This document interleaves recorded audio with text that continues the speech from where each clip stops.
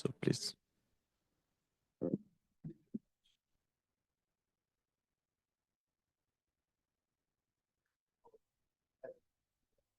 So so this is the plan for today. I'm gonna start by talking about motivation. And so I would like to say a few words about derivation.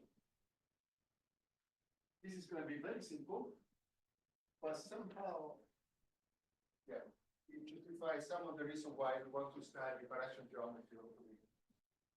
So the second part is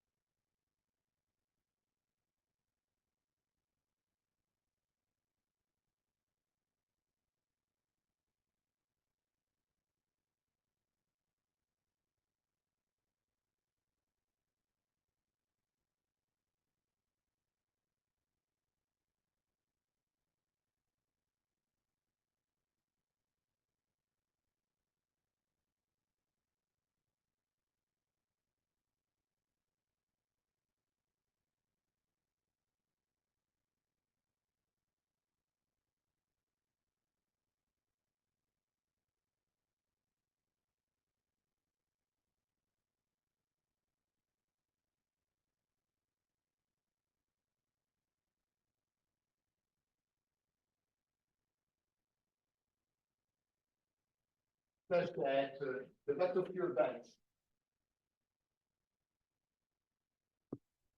which is a subset, a close subset of us. And actually, you can always assume that this is of co-dimension with the. So we will assume, we can and we will assume 线上有工作麦克风， that this dimension will be. 所以现在想说试一下麦克风， It's going to be. 直接打到 Oh, sorry. Yeah.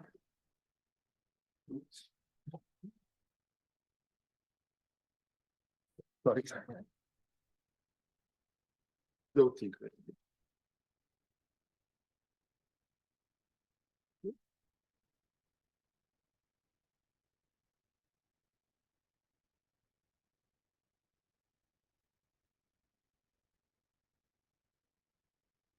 No, the other way around. Better? Okay. Okay, so we can assume this because if it's not true, we just divide by whichever function whichever function is vanishing on V. It makes V vanishing. Okay, so why is this object useful? Maybe let me remind you Frobenius theorem. This is very, very classic.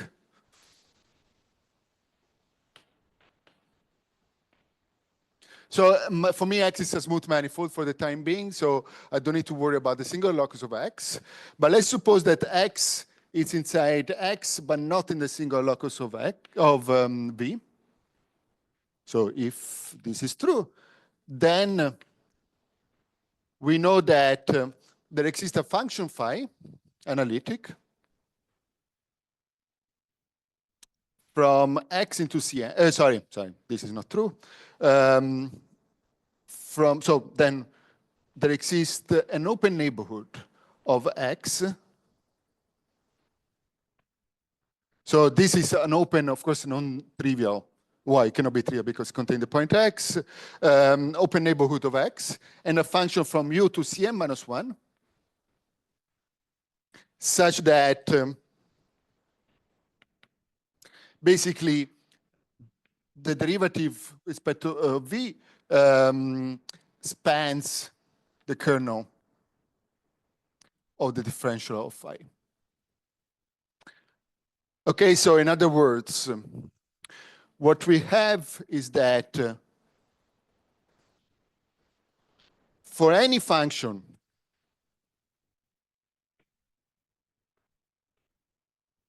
let me call it G, which is analytic on Cn minus 1.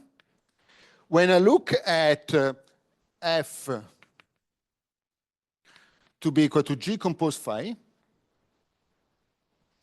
then you can do the calculation that that derivative of F along V, it's identical equal to 0. So I'm going to write it this way, just because it's convenient for me. But this is going to be identical equal to 0. Okay, so what does it mean? It means basically that this object here, I call the separatrix of, so basically the fiber of this map. So the locus, a locus that is of the form F equal to 0, it's just called a separatrix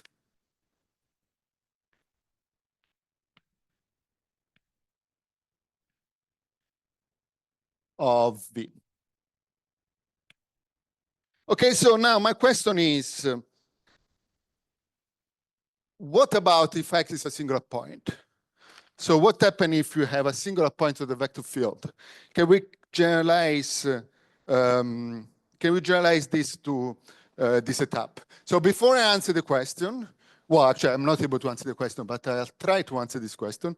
Let me say what is the idea of the proof, because this is going to be useful later on.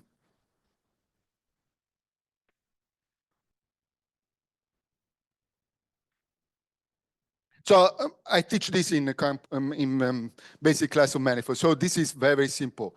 But and the proof is very, very simple. But let's look at it because it will be useful somehow later on when I try to generalize it. So after we take a base change for a suitable coordinate tree, for a suitable choice of coordinate.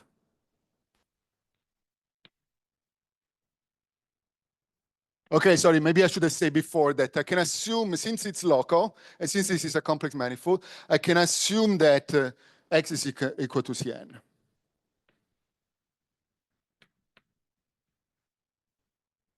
Okay, because you can always take a chart around X and make it isomorphic to Cn, or an open set to Cn.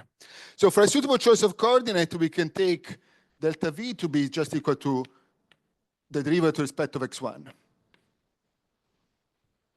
Okay, but then at this time becomes trivial because we just choose phi of X to be equal to x2 xn.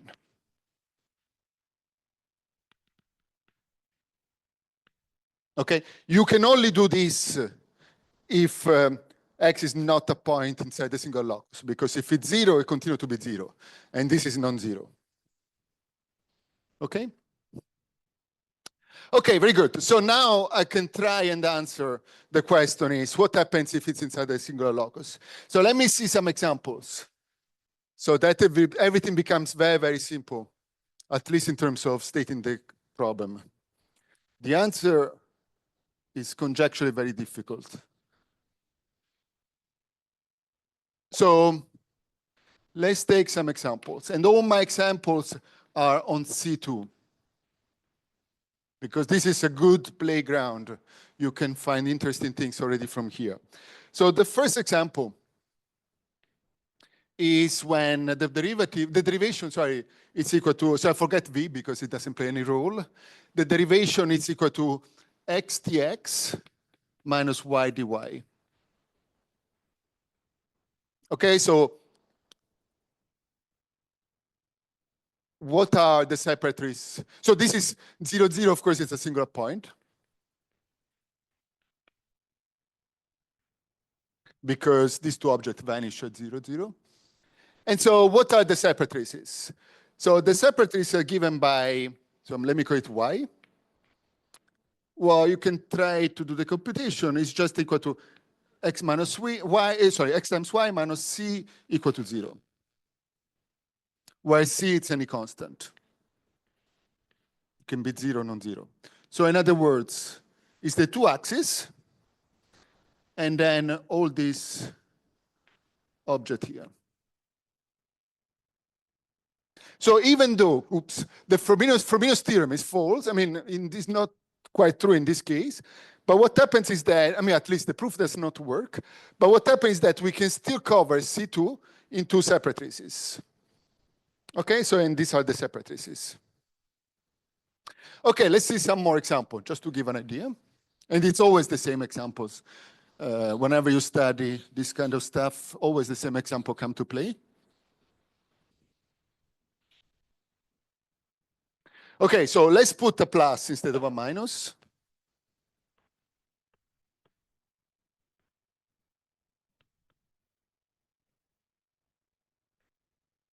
Then the situation becomes slightly different. It's still easy, but it can become, this was not this was dx, sorry. You can write it as vector, either vector field or forms, but since we're talking about derivation, sorry, this meant delta x and delta y, and this is correct. Okay, so what are the solution of this object here? So again, if you do the same story, we have 0, 0 is contained the single locus, but this time the separatrice is given by let's see, ax plus by equal to 0. Where a and b are any number in C. Of course, not both 0. Okay, so in other words, they look like this. And this derivation is co-radial for obvious reasons. Okay, so it's still true that something like this theorem is true. We can cover C2 with the separatrices. Okay, we can have some kind of weak version of Frobenius theorem. But now let's make it a little bit more difficult.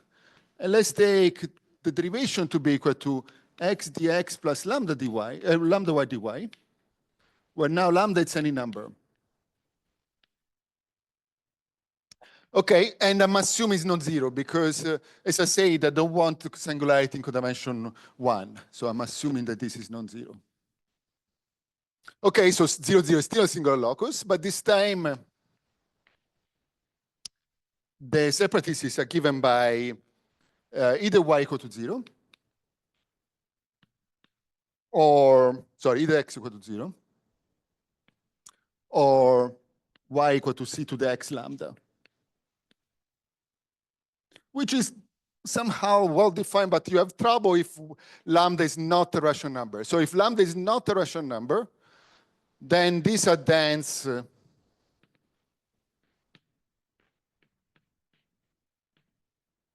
inside C2. So in other words, this is not a subvariety. So let me just write it. It's not an analytic subvariety. Okay, so in other words, in this case, Frobenius theorem fails in the worst possible cases. There is no way that you can write C2 as the union of separatrices. Okay, so now what I want is some kind of criterion. So a criterion for what? So let me state the definition, and then we'll try and find out what is the criterion. So the definition is that a derivation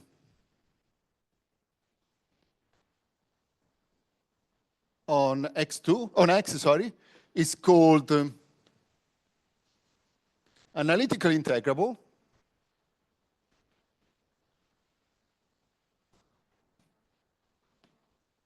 at the point X if there exists an open set. Of course, this is not Zariski. I mean, there's no Zariski topology here. There's only analytic topology. If there exists an open subset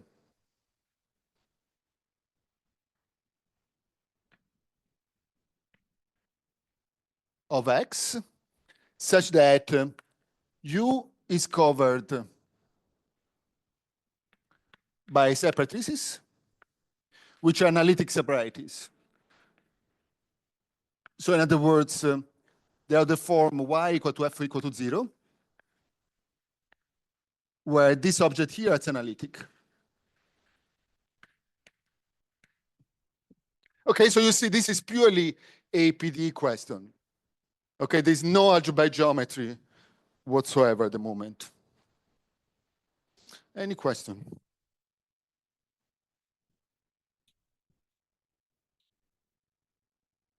Okay, so now let's switch to algebraic geometry. Since my question is, under what condition is this object analytic integrable? The only thing that we can try to do is to try and use algebraic geometry. That's what we're good for. So let's completely change, for the time being, the picture.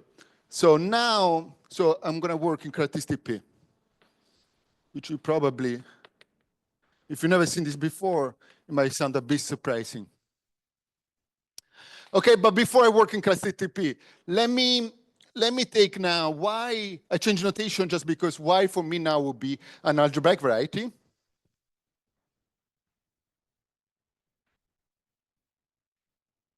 Over C. Okay. Now, what I want to do is I want to study the reduction modulo P of Y. So I'm going to take A to be a finitely generated extension of algebra over Z.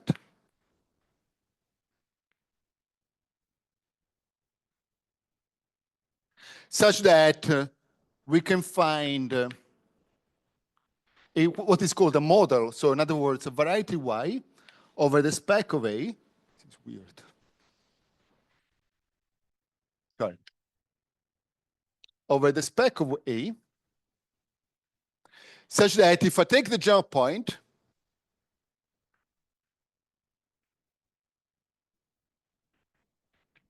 and I take the fiber at the jump point, this is isomorphic to Y. Okay, you can always do that. Why? Because Y is defined by polynomials. You just take the coefficient that define the polynomials, all the polynomials, and this is possible. I mean, this would be exactly my A. So this object here is called a model of Y. Okay, if you see reduction modulo P, you see this all the time. There's nothing new here. Now, what is a reduction modulo P? So I can take P to be an element inside the spec of A. Then I have a similar diagram.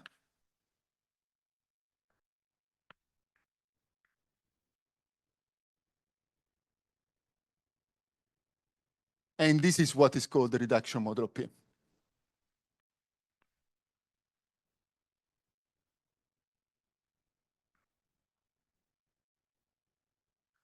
Okay, so of course it does not depend only on the prime, it depends on the algebra, but it doesn't matter. I mean, if you want, you can assume that A is equal to Z. It makes no difference whatsoever. What is important is that I'm going to assume also that there exists a derivation Y, which comes from A. So in other words, the derivation is defined by polynomials. So we take the coefficient and we make sure that the coefficients are also contained inside A. Okay, so let's suppose now that I'm going to get lost a little bit. Delta B, it's a derivation, B a derivation of on YP. Okay, so we have a variety in characteristic P, and I take a derivation. So what is a derivation? It's the same as object as before. The maps, now this time maps polynomial to polynomial, and this satisfies Leibniz rule. Okay, so it's pure algebraic. There is no analysis anymore. And we say that, so one thing that to notice, this is not true in characteristic 0, but it's true in characteristic P. If you take, this is a nice, if you've never seen before, it's a nice exercise. If you take P time the derivation, I will explain what it means. This is also derivation.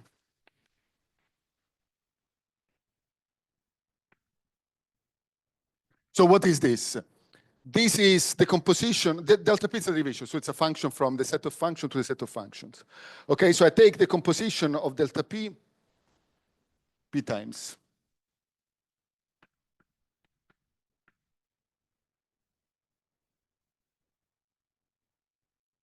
Usually it's not true the composition of derivation is a derivation, it does not satisfy Leibniz rule. But since we are working characteristic P, it's a very easy exercise to show that this satisfies Leibniz rule. And that's all we need for this to be true. Okay, so we say that the derivation is P closed.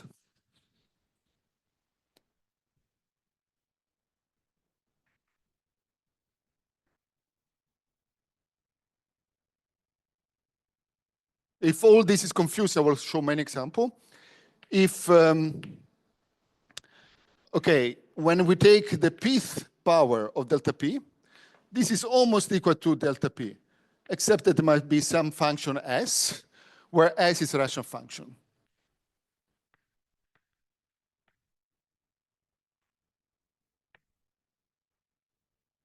So up to some multiplication, we get nothing new. Okay, so let's see some example.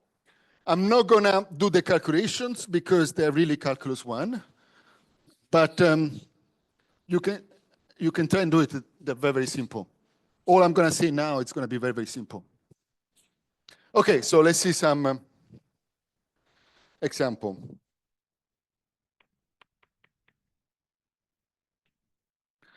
I'm gonna work always with, let me start with y equal to C2.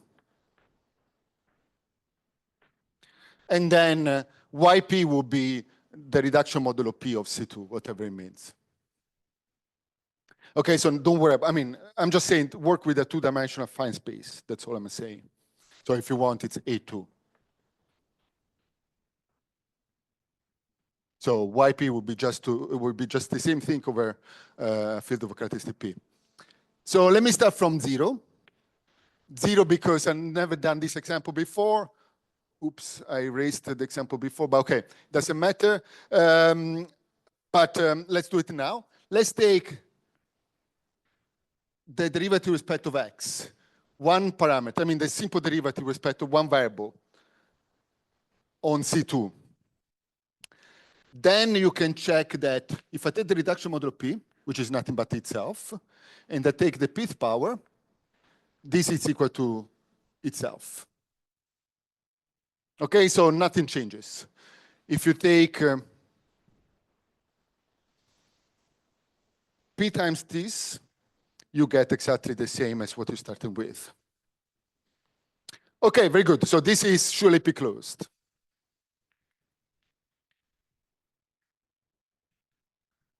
Okay, then let's take the example we had before.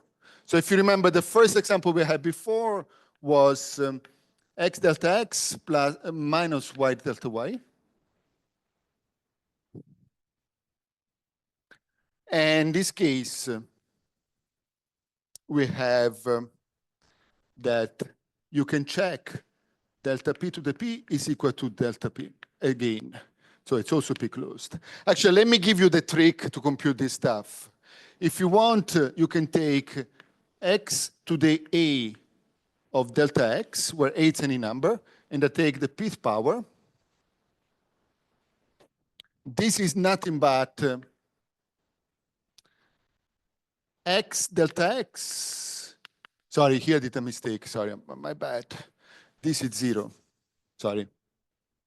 Maybe let me explain why this is 0. The reason why this is 0 is because whenever you take, so let me show that this is 0. If I take any polynomial and I compute the pth derivatives, I compute p times the derivative of x to the a, at some point I will get the coefficient p. So this would be a times a minus 1 times all the way to a minus p minus 1 or something like that. X to the a minus p or something like that. Okay, so one of these will be divisible by p. So this will be equal to 0. Sorry about that. But it's still p closed. Why? Because it's still true that this is equal to this, just that you choose s equal to 0. So that's bad. In this case, I was right. Delta p is equal to delta p, because if I take x to the a, delta x to the p, this is just equal to x delta x if a is equal to 1. And this is equal to 0 otherwise. Okay, you can show this is very simple exercise. And so basically, in particular, you get that this formula holds. Any question so far? So let me do it a bit more general.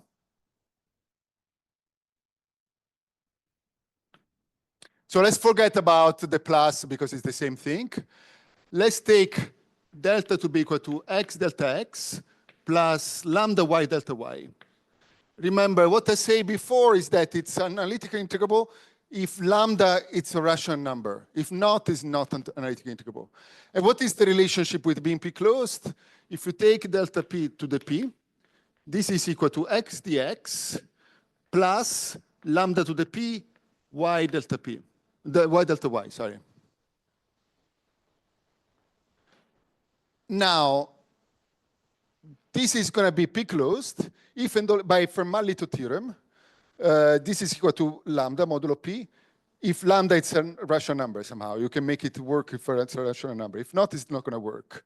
Okay, so this is p closed. If and only if lambda is a rational number.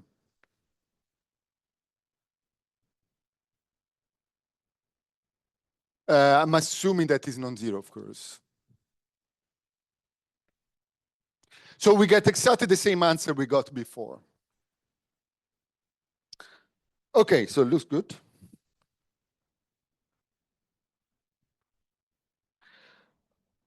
The problem is that it's not as good as it looks like, because the next example will be kind of bad.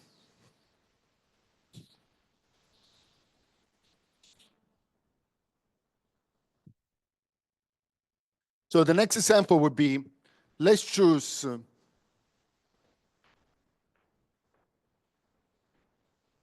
x dx plus y, plus dy. Okay, so this is smooth.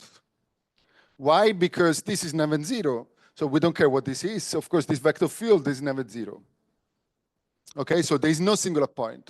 So by Frobenius, it must be analytically integrable. There is no way that it's not going to be analytically integrable. But if I take delta p to the p, okay, so the first piece is going to be itself. Now, basically, I need to do one by one. Usually, it's not true. Usually, I cannot just cheat like this. But since in this I have a commutator equal to 0, I can do it separately. Okay, so I can do this one, I take this one, and then I take the sum. Again, it's an easy exercise. But you know that this one here is equal to 0. If I take delta y, it's going to be equal to 0. So it's going to be x delta x plus 0. So this is x delta x.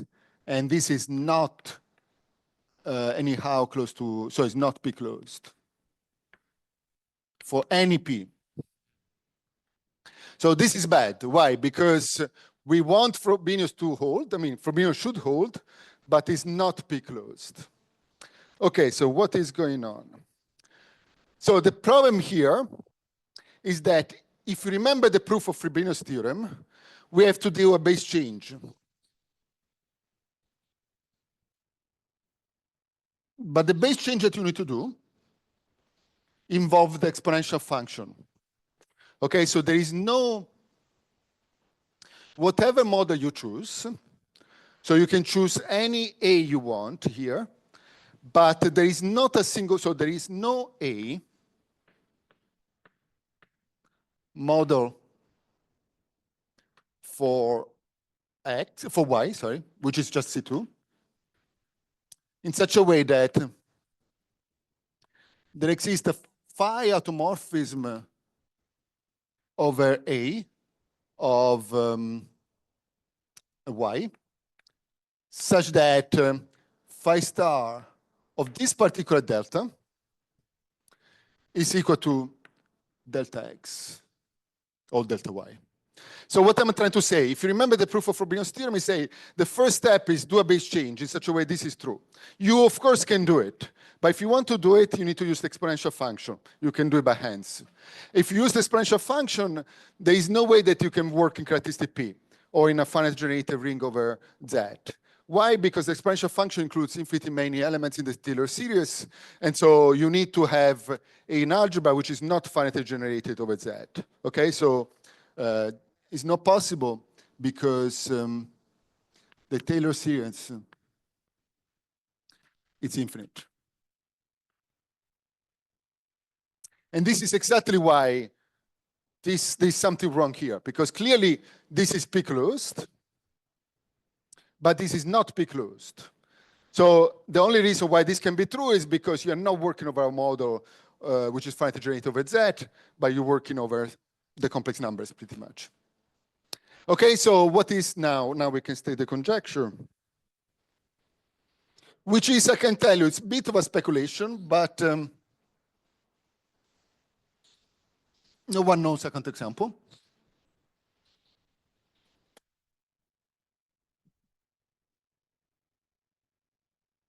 So this is some kind of, so there are many conjectures which rephrase the Grothendieck-Katz conjecture. So this is heavily inspired by, it's not equivalent, but it's inspired by Grothendieck-Katz conjecture. I'm not going to explain what the Grothendieck-Katz conjecture is because it will be too much.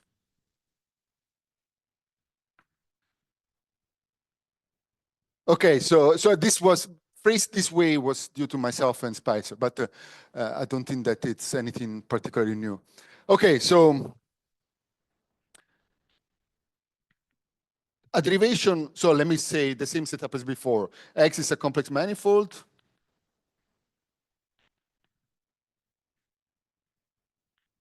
And this is a derivation. Then the derivation is analytically integrable.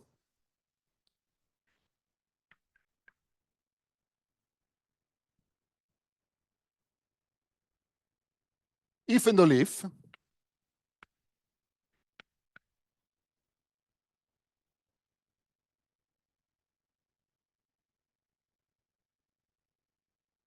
okay, so now we need to be careful. I would like to say that it's P closed for infinitely many P, but the conjecture would not be true because this one here would be a counterexample. So what is true is that I need to find an algebraic variety on which I can work with. So let me write it this way. So there exists Y algebraic variety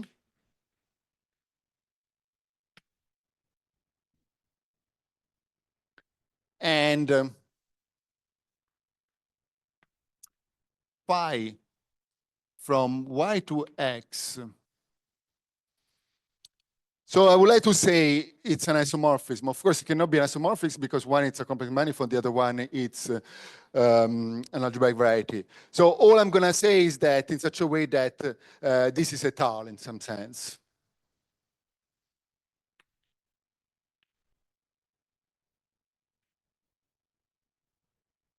Such that the derivation given by the pullback of delta is P-closed for infinitely many P, or for all P, sorry, large enough. Okay, so if you're willing to change the model, first of all, you need to get into from an analytic variety to an algebraic variety. If you're willing to change a model, then the answer will depend on the fact that the reduction model of P satisfies the property that is P-closed for all P sufficiently large. Now, this is a hard conjecture. Even for surface, this is hard. But there is quite a lot of work in progress due to, so in some special cases, this is okay. In some very special cases,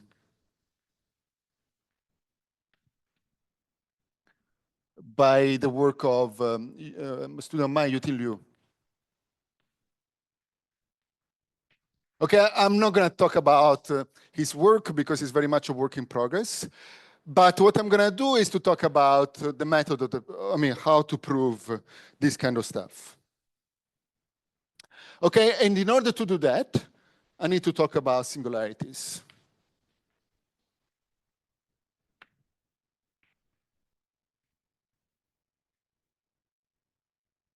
So you see, we went from PDEs in complex manifolds into some kind of algebraic geometry, and now we're going to linear algebra, actually.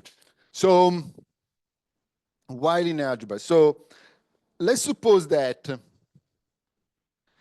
X, it's a point on X, such that X lives in the singular locus of the derivation. What I want to do is to give a more precise notion of singularities of derivation. Okay, so this means that if I take Mx to be the ideal sheaf, the maximum ideal sheaf associated to X,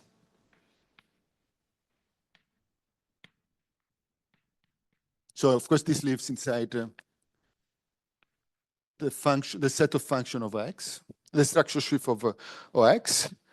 Then, since this is true, when you look at the derivation applied at Mx, this lives inside Mx.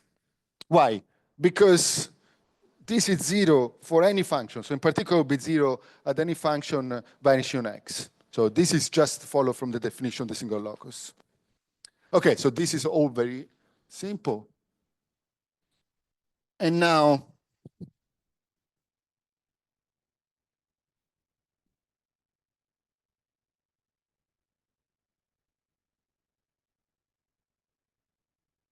by Leibniz rule, is also a very simple exercise.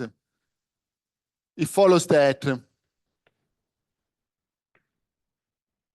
when I take the derivation of the square of Mx, so this is just a sheaf generated by a product of two functions inside Mx, it's also contained inside M square of X. Okay, so again, this is just because if you take two functions, all you have to do is to compute what is delta V of F by G. And by Leibniz rule, this is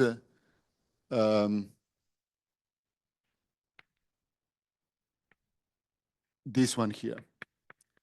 Okay, so since this is 0 at X, and this is also 0 at X, because it's contained here, this must be contained inside M square of X.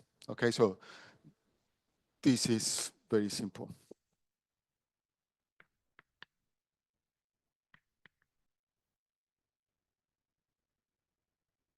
Okay, so what this means is that I have a map, which I'm going to call delta tilde of V, from Mx to Mx squared, into itself. And now this is just a linear map. This is a vector space over the complex numbers. This is just a linear map.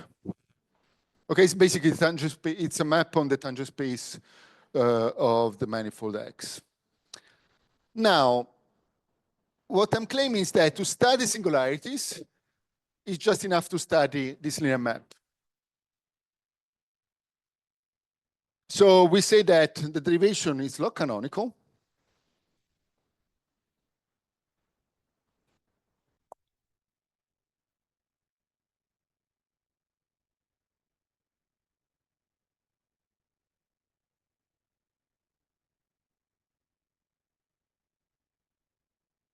At the point X, of course.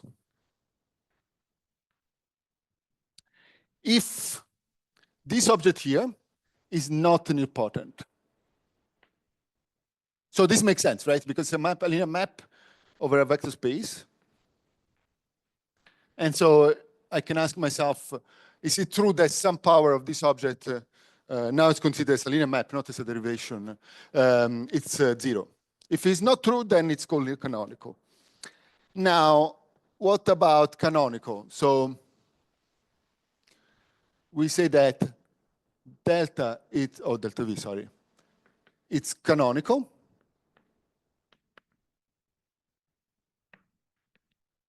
At X.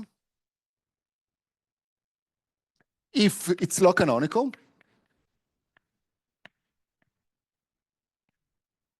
And is not radial.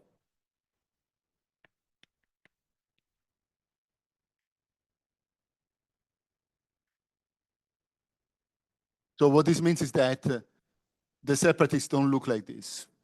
Okay, so in other words, it's not to the form x delta x plus y delta y or some kind of rephrase of that. Okay, so it's somehow these are much easier derivations, sorry, than normal derivations. So why do I introduce this? It's because by Seidenberg theorem,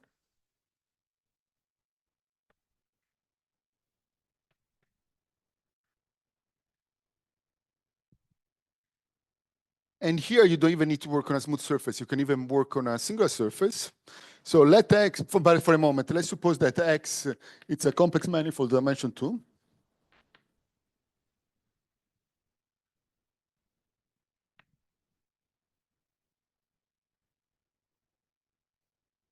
And let's suppose that X is a single point.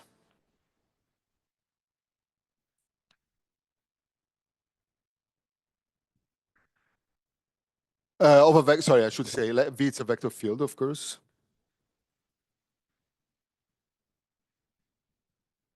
And let's suppose that you have a single point of this derivation. Then there exists a branch morphism. So in other words, a sequence of blow-ups.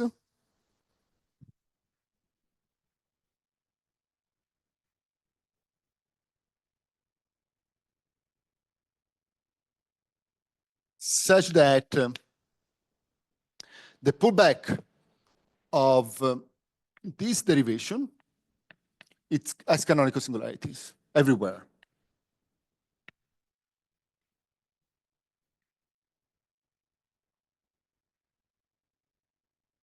So you see, why is this advantage? Because now we have that you will start from any random foliation, I continue to say foliation, any random derivation.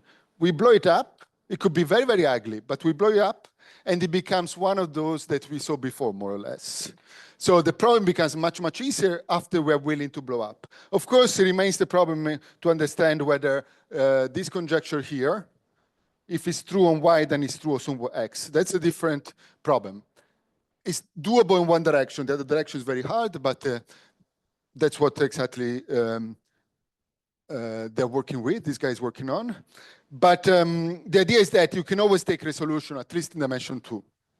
And the same theorem holds, it's much, much more difficult. This is an easy theorem. I mean, by now it can be proven in with easy methods.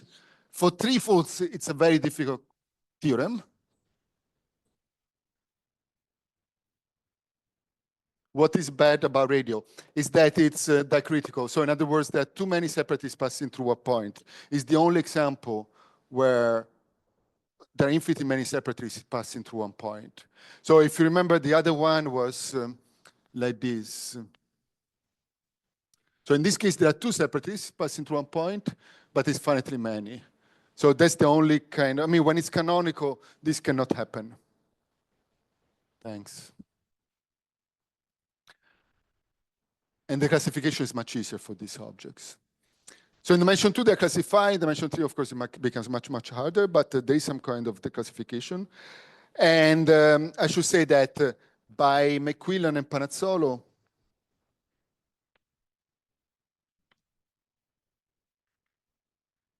so there exists some kind of similar theorem. Let me not say too many details, but there is a similar theorem in dimension 3.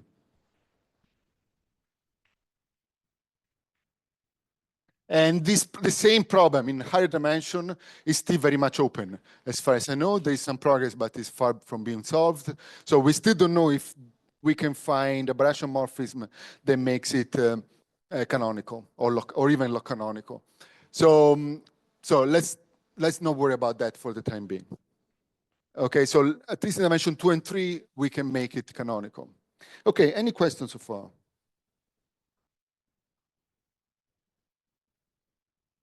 I'm going to get there. Yes, that's a good question. I'm going to get there. How do they compare with the usual canonical canonical? Yeah, I'm going to go there in a few minutes.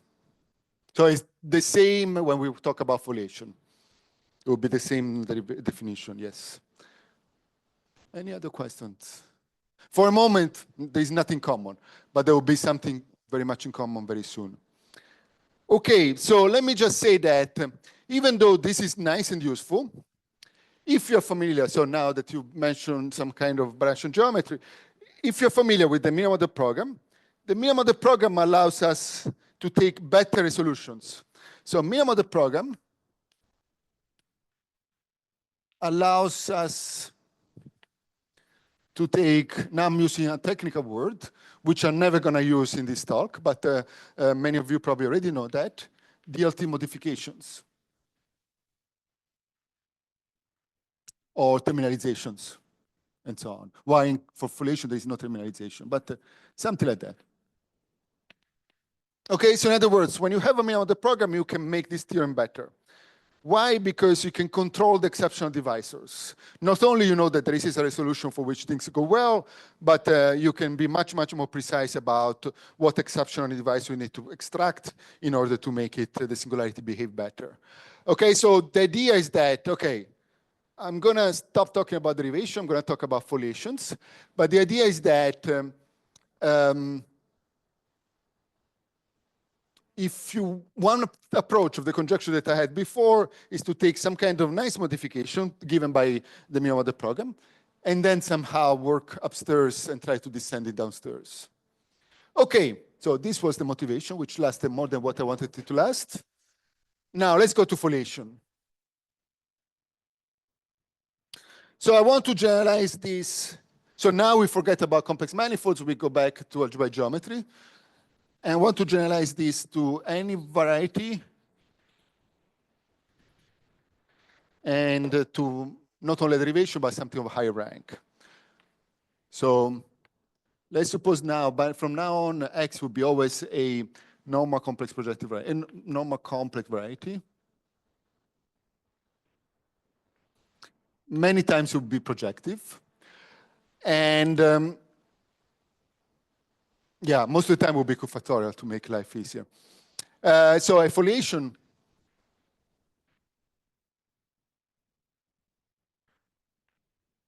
F of rank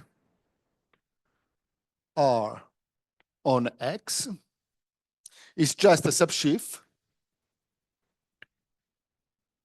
a coherent subsheaf, sorry, of rank R,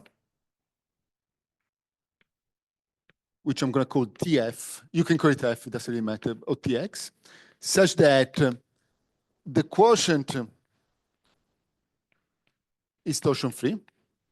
If you remember at the beginning, I say we can always assume that the singularity are in codimension greater or equal than 2. So this is pretty much the same thing. The singularity are in codimension greater or equal than 2. And the second part, which is the most important one, is that when you take the Lie brackets, the foliation must be closed under Lie bracket. So in other words, this must be true. Okay, so this means that if you take two elements inside two sections, so this sheaf, and you take the Lie bracket, then the corresponding element will be still an element inside TF, which is not guaranteed in general. If not, if only one is satisfied, then it's called distribution. Okay, so let me go and answer your question somehow. So how is this related with what we were doing before? Well, for rank equal to 1, if X is smooth,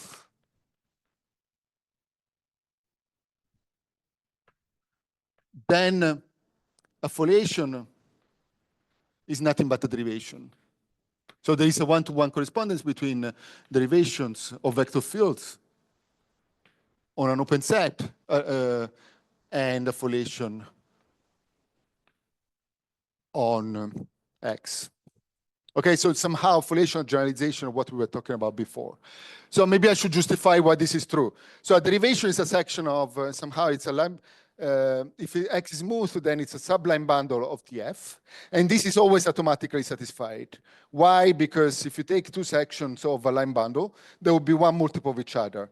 And so this will be easily satisfied. So that's easy. How about if R is equal to N, where N is the dimension of X? Well, then there is only one foliation, which is TF equal to TX. Okay, so this means that this is a foliation where we're doing classic Brownian geometry. So this would be just, so this is the Brownian geometry of derivation.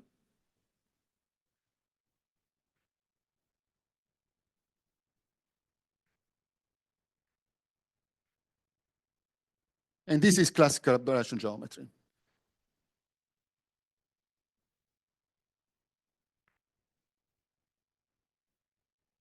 Okay, where we work with the canonical divisor of X instead of working with anything fancy. Okay, of course, this is easily satisfied because this is nothing but Tx. So that's more or less answer your question a little bit. It will be more precise later on. So somehow foliation are an interpolation between derivation and classical Brownian geometry. So in classical Brownian geometry, we have log canonical and so on. For derivation, we just gave a definition, log canonical and so on. So later on, I'm going to give a derivation, a definition which incorporates all of them. Okay. But before I do that, let me define what is a canonical divisor. It's exactly what you imagine at this point. So the canonical divisor of F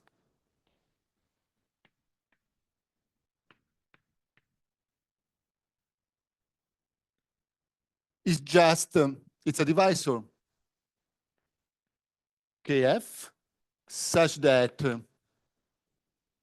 the sheaf associated to Kf is nothing but the maximum hedge power of Tf dualized. Sorry. So you see that, again, here Kf is equal to Kx, of course. And here Kf is nothing but minus C1 Tf.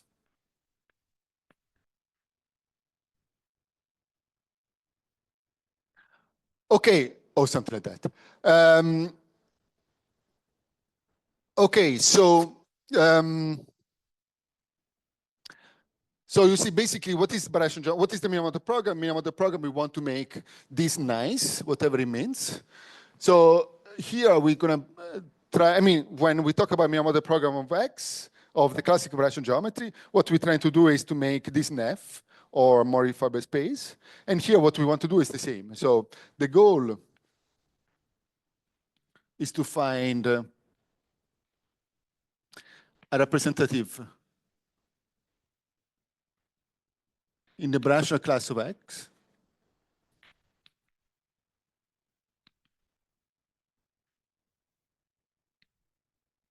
such that KF is nice, whatever it means to be nice.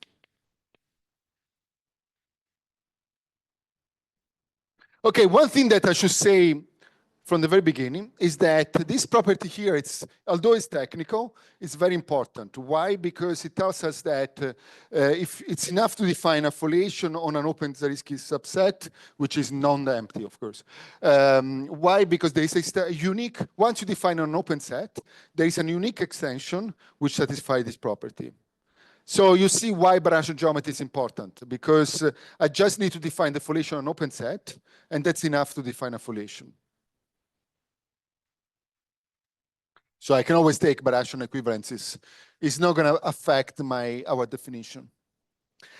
Okay, what is the equivalent of being algebraically integrable? Analytically integrable, sorry. What would be algebraically integrable?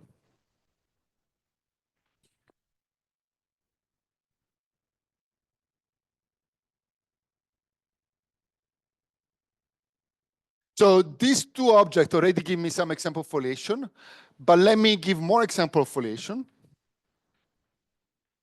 So let's suppose that F, it's any morphism, any fibration for X to Y, such that, it's surjectively connected fibers.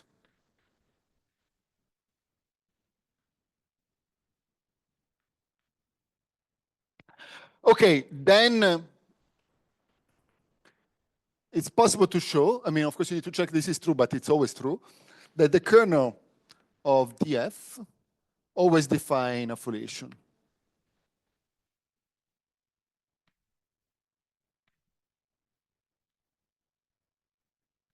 Okay, so any fibration will define any fibration will define a foliation. Okay, so in particular, one could study what is the minimum of the program for vibrations instead of varieties using these objects. So let me say a few more words about this. So most of the foliation do not come from here. But these are interesting enough. So more in general,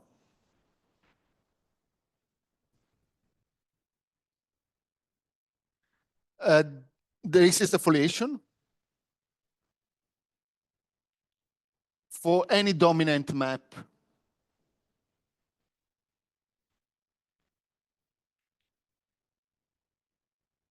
F from X to Y.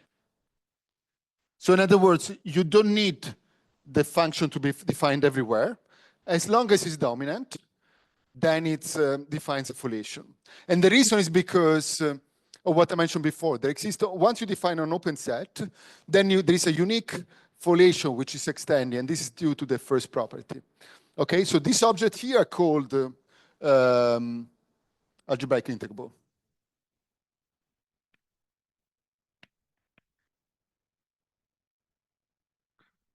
So it's similar to what we were talking about before, just that instead of having separatrices which are analytic subvarieties, now there are algebraic subvarieties, which is much, much, much stronger than what we had before. I mean, we still have separatrices.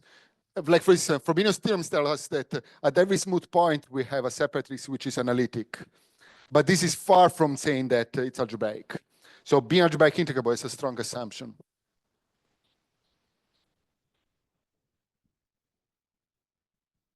Okay, any questions so far? Okay, so yes. P1 is not, curves are not very interesting because P1, so rank of a foliation. Yeah, basically, so that's right. So what you look at is the line bundle generated by the derivation. And they all give you the same, yeah. Because what I assume at the very beginning is that a single locus must be a codimension 1. So codimension greater than equal to 2, sorry. So basically there is not much that you can do on a curve. Okay, any other questions? Okay, so let me talk about singularities now very quickly because it's a little bit technical. And then I'll go back to the program. So, first of all, before I talk about singularities, I need to tell you what it means to be F-invariant. So a divisor E of X is called F-invariant with respect to a Fourier F. If at the general point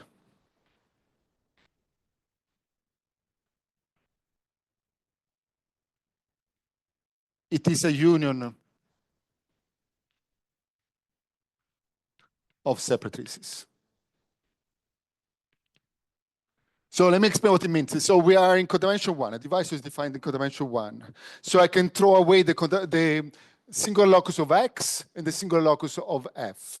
I can pretend that both variety X and foliation F is smooth. So by Fermio's theorem, I have a morphism. So what it means to be F-invariant, it just means that this is a union of the fibers of this morphism. So in other words, if this is the divisor, on an open set, the leaves cannot be transversal to the divisor, but they need to be either disjoint or they must be contained. Okay, so this is an example of F-invariant divisor. So in this case, we use the notation epsilon E equal to 0.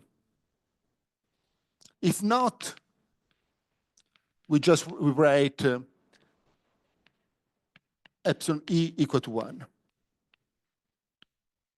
This is just a notation.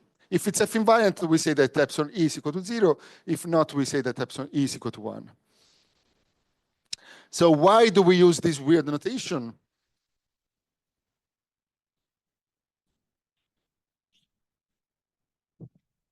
The reason is because adjunction. So what does adjunction say? So let's suppose that we are in the same situation as before. Let's suppose that E is a divisor of X.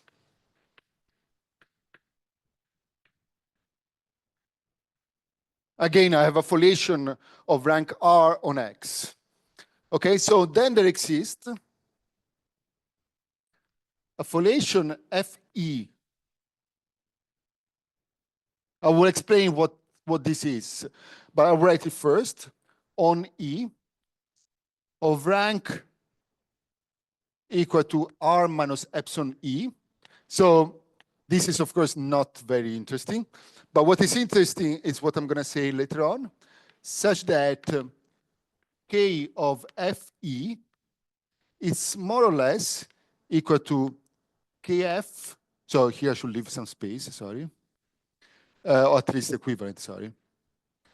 Kf plus epsilon E times E, restricted to E. And then there must be some error. And the error is what is called the different.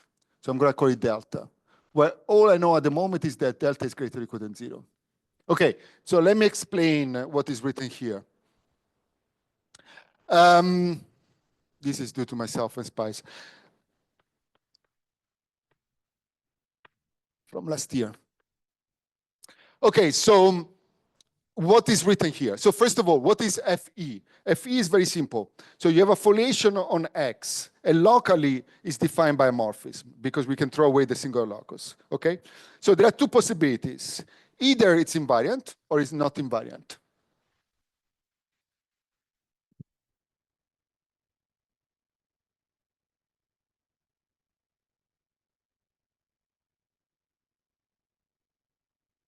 So if it's invariant, you have a foliation of the same rank.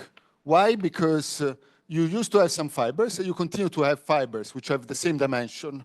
Okay, so f of e is defined by those directions that come from these separatrices. Okay, so in this case, f of e is still defined by the same leaves, so same separatrices. So this is the case epsilon e equal to 0. And in the other case, you have that the leaves are not, the separatrices are not contained inside E, but there's some kind of transverse. So somehow what you get is that the intersection locus will have codimension equal to 1. Okay, so these are the leaves in some sense, and this is the new leaf. So this is what defines f of E. So you see the codimension will drop by 1, the dimension will drop by 1, and so that's why the rank is equal to R minus 1. Okay, in the first case, adjunction works in a weird way. Why? Because it's not true that Kf plus E restricted to E is equal to Kfe, but you need to remove this piece, and that's what we get. Okay, somehow that's life. But in the second case, it's the usual adjunction. It's exactly what we are used to see when we look at adjunction for varieties. Except the fact that we have some term of correction, which we call delta, which measure the singularities pretty much. The singularity of the foliation, the singularity of the variety, and how the two intersect within each other. Okay, so this justifies my next definition.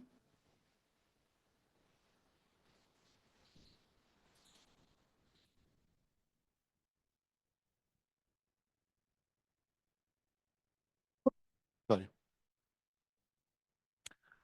Okay, a foliation is called log-canonical.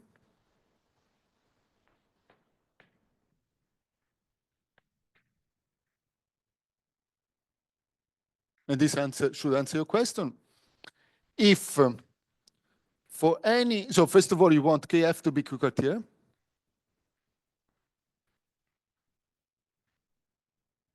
And more importantly, for any Brashian morphism phi from Y to X,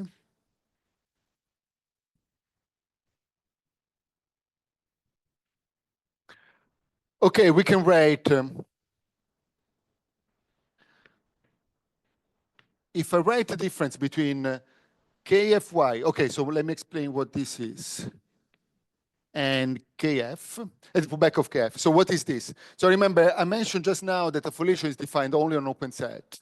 So if you have a foliation F on X, you uniquely have a foliation Fy on Y. So this is unique induced foliation on Y.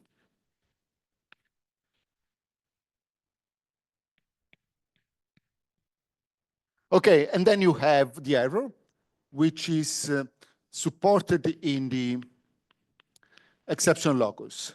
So this object here are the exception divisors. And these numbers here are, since X is not smooth in general, are rational number. Because it's Q-Cartier. Okay, so, excuse me. But of course, I didn't say anything in the moment. I need to tell you what. So such that AI, sorry, so if Kf is Q-Cartier, and for any phi from Y to X, but rational, we may write, otherwise the sentence is not good. So we may write this formula here in such a way that AI is greater or equal than minus epsilon EI.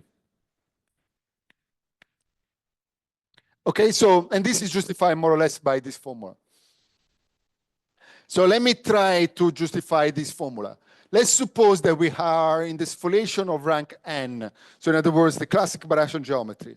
So in this case, everything is not invariant. Why? Because you cannot have a divisor containing x. Okay, so in this case, you're just asking that AI is greater or equal than -1, which is the usual definition of log-canonical. Okay, so when you take a rank 1 foliation, on the other hand, somehow this is a theorem. It's not an easy fact. I wouldn't give it as an exercise. So this is due to McQuillan and Panazzolo.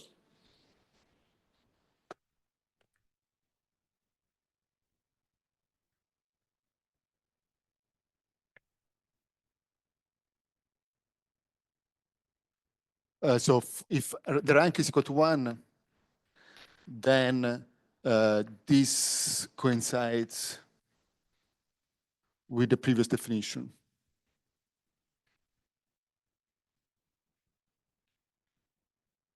And this is a fact. And then this is an obvious remark. So if R is equal to 1, n, then this is the usual definition.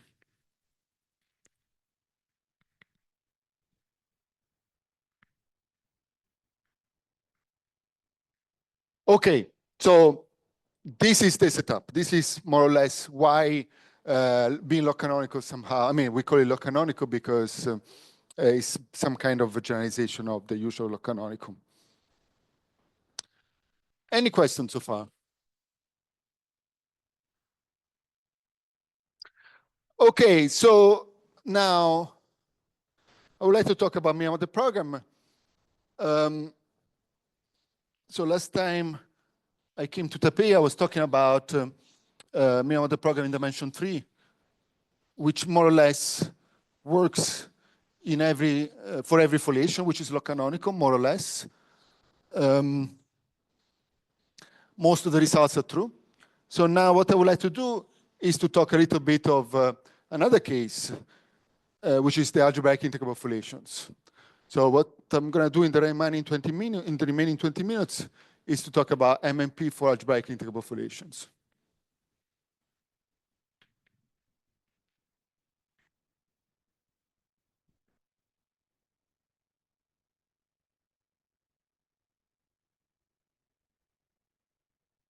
Somehow this started by a work with Ambro, Shokura, and Spicer, where we proved that the Kohn theorem holds for these foliations. So, and this actually had application on the canonical bundle formula. I decided not to talk about it because I want to talk about other things which are more recent. But somehow there are application of this Miyamoto program to something algebraic geometry which has nothing to do with foliations. But let me continue to talk about algebraic integrable foliations. So the goal,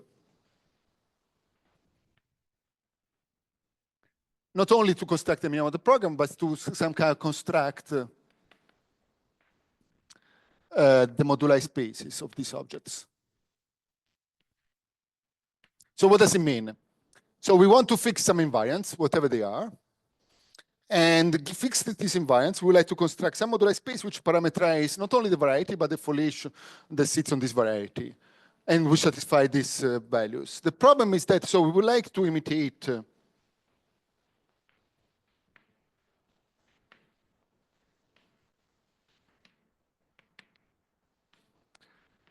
the KSBA construction.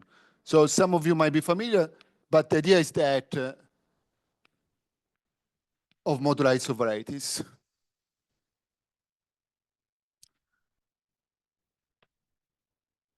The story is that it's very much clear that in order to construct moduli varieties, you want to use, so this is very much depending on the MMP. So at the time when Kolashev, Fabaro, and Alexeyev wrote the first paper, their first paper is Model 1, they only had Miyamoto program dimension 3 for varieties, and so they construct the moduli space for surfaces. Then there were a lot of advancement for the Miyamoto program, and so we have a moduli of varieties for varieties of general type in any dimension. But what are some ingredients which turn out to be completely false for foliations? So let me write a big but. So there are many problems. Unfortunately, if we try to do the same, there are many problems. The first story is that there exists no canonical model.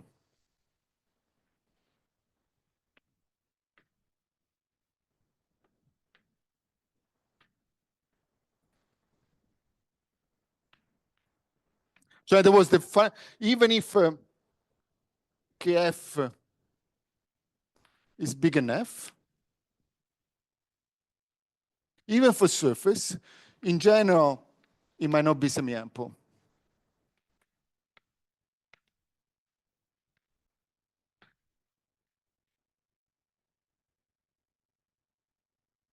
Okay, so this is bad because somehow it destroys the hope to have some kind of unique canonical model for the variety. So in other words, the ring of section is not finitely generated.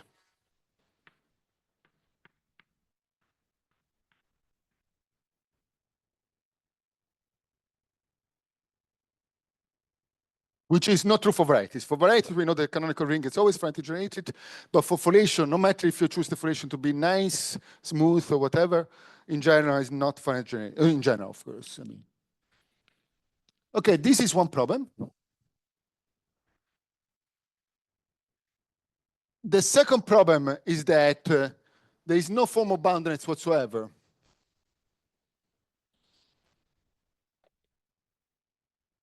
So for varieties, let's say smooth or canonical with canonical singularities,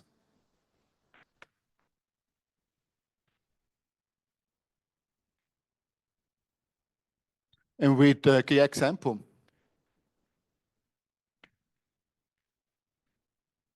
we know that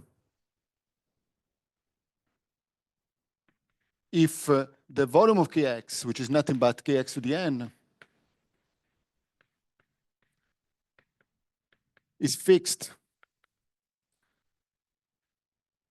then, okay, I fix the dimension, of course. So if the dimension of X is fixed,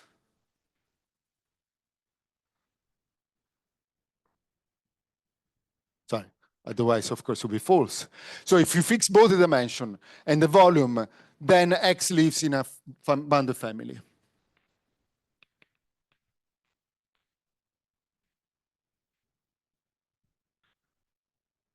So what does it mean to live in a bounded family? It means that there is a family which only depends on these two numbers in such a way that every variety of which satisfies these two properties will be a fiber of this family.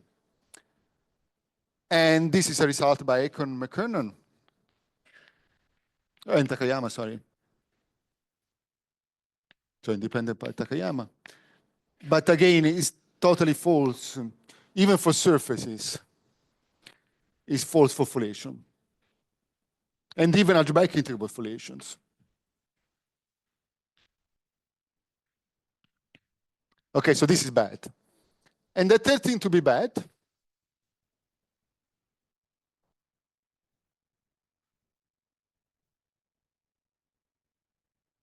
is that even BAB is completely false. So BAB says that if we fix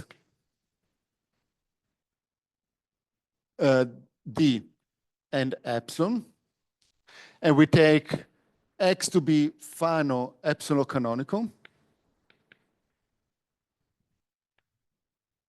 then this is also bounded.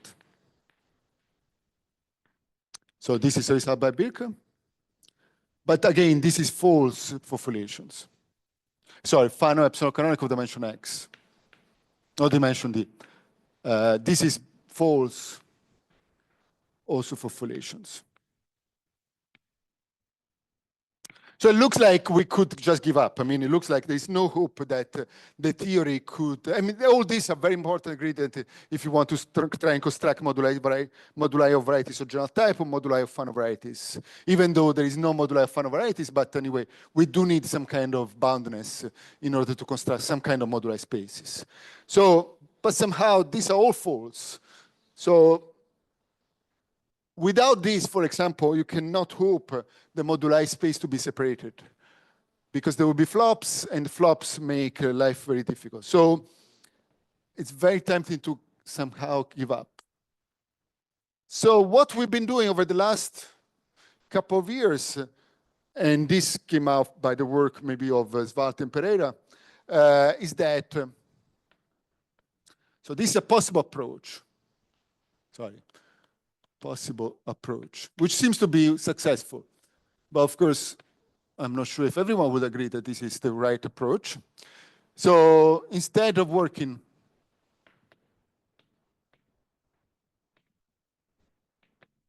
with Kx, we work, sorry, with Kf, we work with Tkf plus 1 minus T Kx, where T, it's a number between 0 and 1. Now, I'm careful about not choosing 1. Why? Because for T equal to 0, of course, we just take kx, and all these theorem holds to be are known to be true. For t equal to 1, we get t kf, but we know that this theorem are false. So what we try to do is that, okay, we have two divisors. One is defined by kx, and one is defined by kf. And even though things fail here, we could hope that they hold true for any of the divisor that lives in this segment. And actually, everything we try so far seems to work. So let me state the results. So in many, many different contexts, it seems that the minimum model program, including all these three problems, should hold for this object here, as long as you don't choose t equal to 1. So as soon as you perturb it a little bit, everything seems to work very well. But we don't lose the information about the foliation. That's the good thing. I mean, of course, if you go to t equal to 0, we lose every information about the foliation. But the point is that you can get arbitrarily close to kf, and things should still work. So the idea, which I'm going to present, well, in the next 5 minutes, is that if f is algebraic integrable,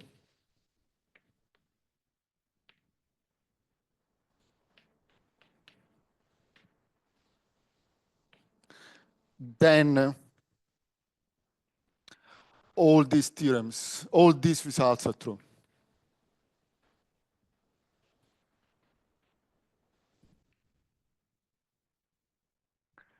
Okay, so let me be a little bit more precise here. So first of all, so this is due to myself. So it's a bunch of people. We joined together some forces. So I will forget someone if I don't read. So it's myself, Han, Liu, Jihao Liu, Meng, sorry, it's a bunch of people, Spicer, Svard, and Shea.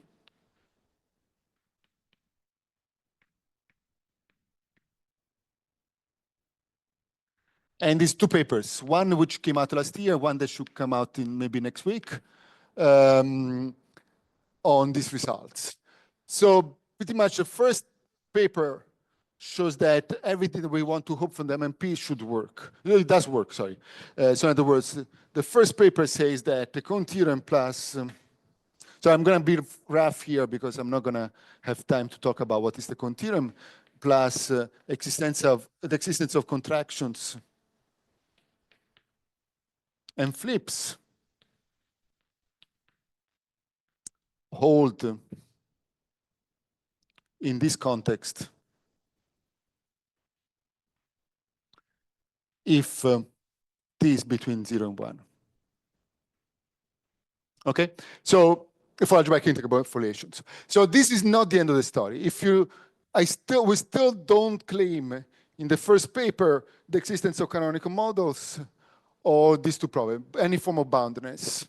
Okay, so what we do in the second paper, and that's why I would like to jump directly there in the next 7 minutes, is to show that 1, 2, and 3 also hold in this category. So let me go there.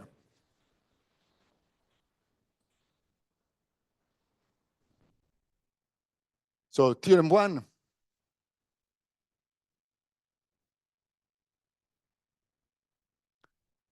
Let's suppose that f is log canonical.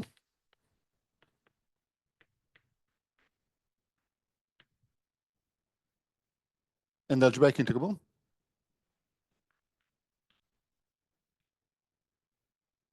And such that, okay, I'm going to be lazy. I'm just going to write in this form here because this is what was written just now here. Kf is big. Sorry.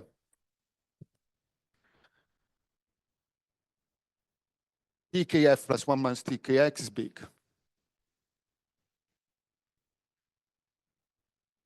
And I'm going to write it for simplicity Kt.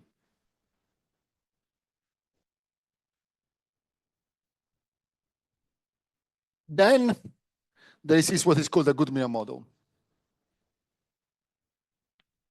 So there exists phi from x to x, let's say y, birational,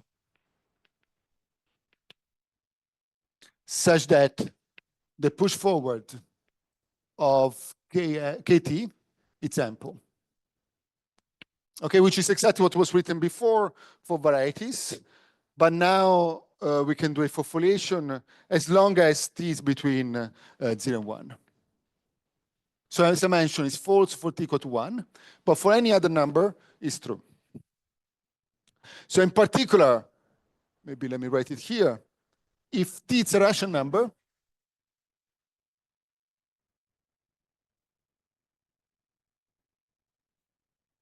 then the ring associated is finitely generated.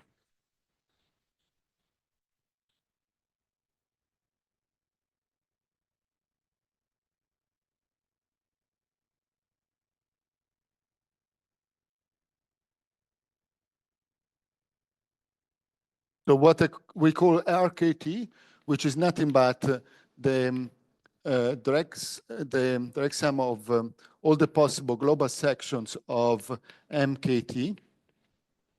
This is finitely generated. Of course, if this is not rational, that there is no way that this is finitely generated.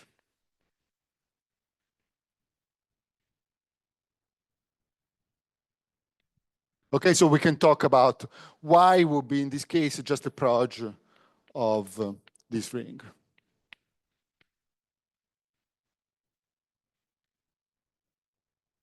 Okay, very good. The second part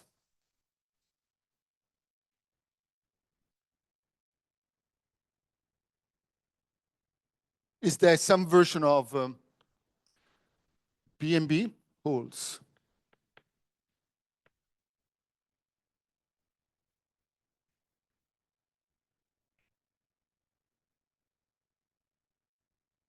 So we have few different ways to state this theorem. Maybe let me choose this way today. So let's fix D and epsilon. This is a different epsilon than what I used before. Sorry, it's a bit confusing. And let's look at, so is it still here? No, it's gone. So just now I was looking final variety, and which are epsilon canonical of dimension D. So now what we do is to look at this set here. So X to be epsilon canonical. F to be log canonical and algebraic integrable.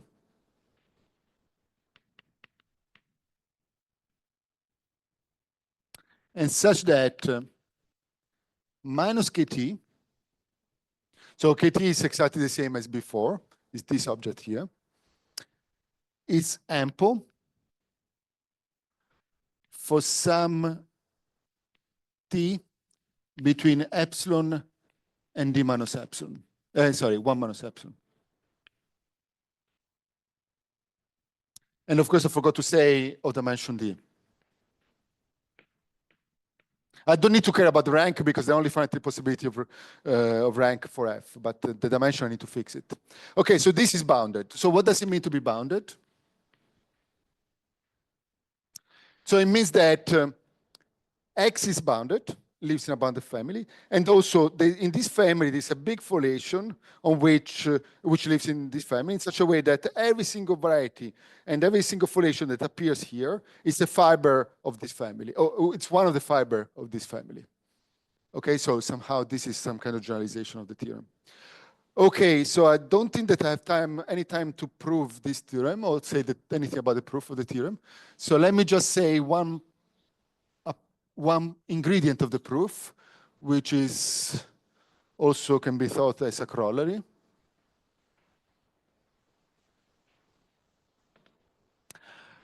So let's suppose that X is KLT, and or if you want potential KLT, meaning that you can work with a pair, and F is a foliation which is log canonical, and such that minus KF is ample. Then X must be of phenotype. So what it means is that there exists delta boundary such that X delta is guilty. And kx minus kx plus delta is ample. Okay, so what does it mean? It means that if you want to look for phanofolations, phanofolations don't live anywhere. They only live on phenotype variation, which are very, very restrictive. Like, for instance, X must be a Mauridrian space. Or there are many things that turn out to be true on phanofolations. So there's a bunch of papers that classify, in some cases, phanofolations. But this one says that, okay, if you want to look for one, don't look for anything which is not on a phenotype variety. Okay, I guess it's a good time to stop. So thank you very much for your attention.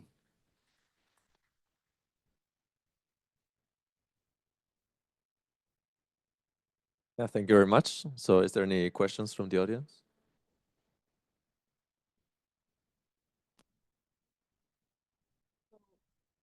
So how does the geometry of Y changes as you change T? Do you know about? Why? Yeah, like What? Y was the proj. Oh, why is the project? How does the Say geometry for vary? example, like the dimension or. The what, sorry? For example, the dimension or. Oh, the dimension is the same because it's big. So the dimension will be exactly the same. So in this case, this is big. So the dimension will be exactly the same. How does it change? Basically, this contracts a bunch of objects. So for example, for surfaces, it would be the equivalent of contracting minus two curves. So with just some kind of simplification. But there will always be, so if you assume that KT is big enough, so there will be always a map from X to Y.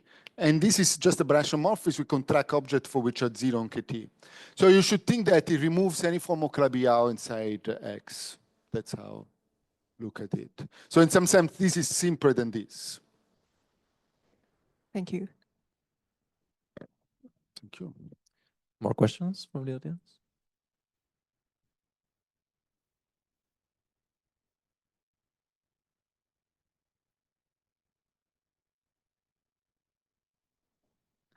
Okay, this we don't know yet. I mean, there is a lot of brokers. So there is some version of ACC that we're working on, but it's too early to state anything. So let me just keep it as it. So there's some conjecture by James McKernan, which I think we proved in the case of algebraic integrable folations, where more or less we proved that there are only finitely many jumps that you can have which are interesting in some sense, whatever it means. But we don't know exactly how these models change. Yeah, so we have no idea at the end, at the beginning. I mean, at the moment, we don't know much about this. We do believe that the jumps only happen. I mean, like for instance, in the segment that I drew before, there was a segment from 0 to 1. So even this is not clear, but we do expect that if something happens here, so for instance, if minus kf is ample, then there should be a universal epsilon such that it will be ample for all these divisors, or even plus, I mean, both minus and plus. Probably it's true for surfaces, but in general, it's still very much open. So there must be some gap, which does not depend on the foliation, but it will be fixed. But yeah, let me just give it as a speculation at the moment.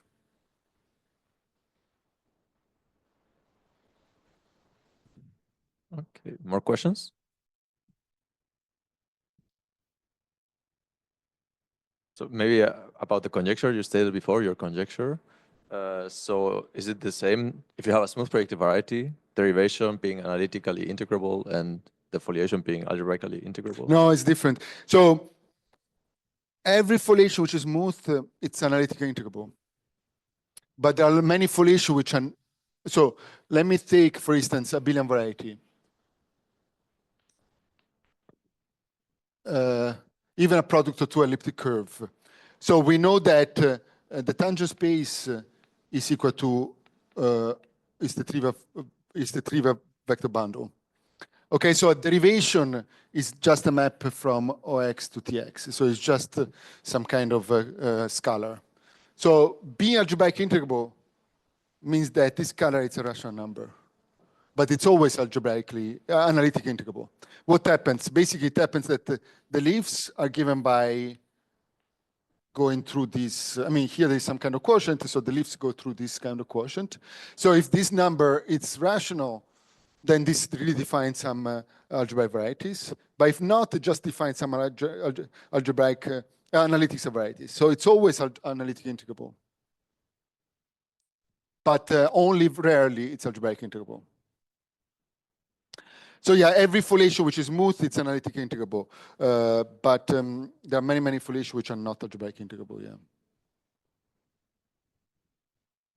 But somehow the second part of the talk, so are you planning to try to use these techniques to attack this conjecture? Or? Yeah, so the way we try to do it, this is really far-fetched, is that the minimum of the program should give us some kind of nice resolution singularities.